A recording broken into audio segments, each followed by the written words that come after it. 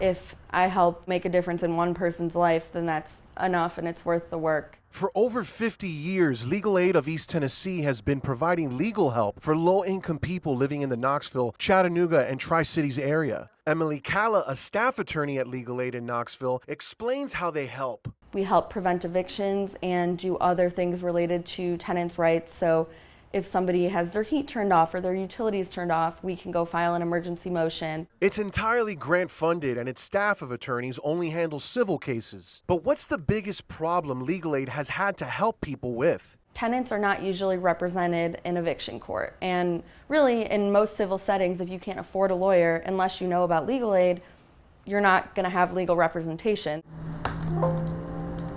Michael Davis says rising rent prices are a reason for the increase in eviction cases. We've seen cases where people's rent has doubled in, less than 6 months or a year. No one can afford that. No one expects that either.